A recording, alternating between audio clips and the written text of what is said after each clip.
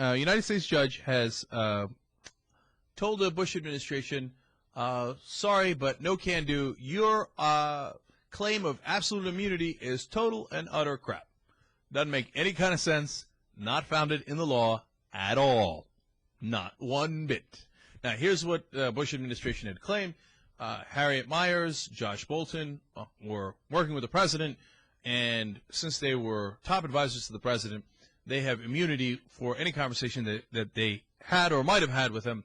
So even if they're subpoenaed to Congress, they can say, yeah, not really in the mood to show up, and not even show up to claim executive privilege. This is a different thing that they were claiming. It's called absolute immunity. It's called absolute immunity by the Bush administration, who just made it up out of thin air, right? And the judge ruled that here's the funny part, doesn't exist.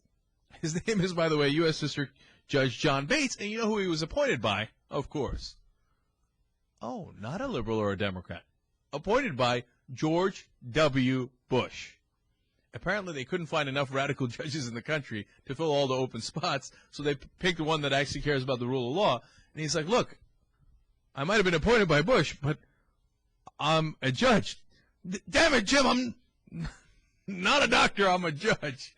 All right, in this case, get a load of his statement here that he wrote in the sentence, not the sentence, but in the ruling.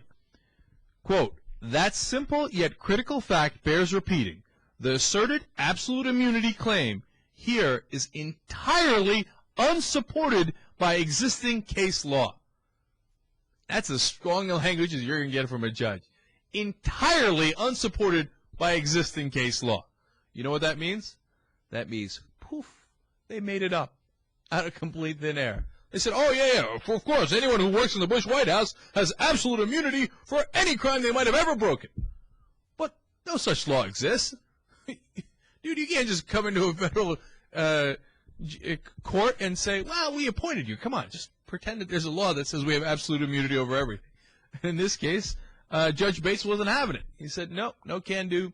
Myers and Bolton, they better show up to Congress. Otherwise, they're going to be in a little bit of trouble. The Bush administration is evaluating this decision and considering whether they're going to appeal. Of course they're going to appeal. They're going to look. They know they're not going to win. This is.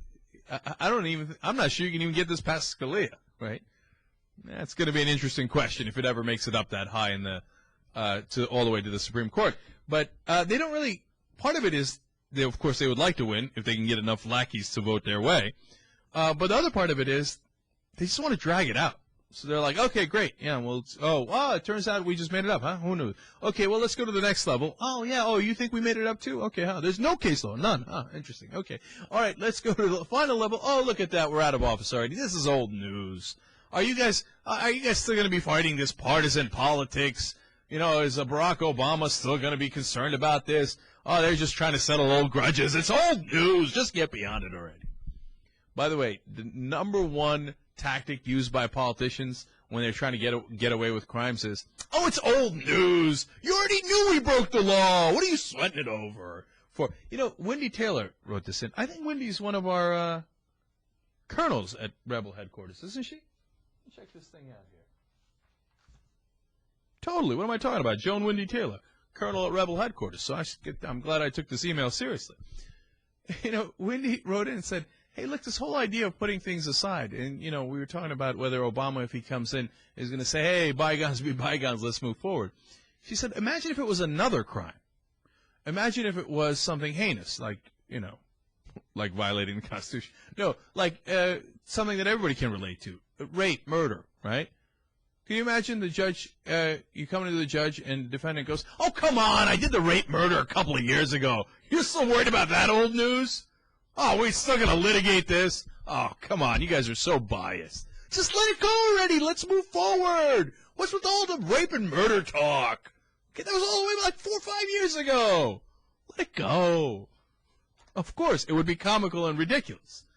But when the Bush administration does it with the laws they broke, somehow people think, oh, yeah, that's a good point.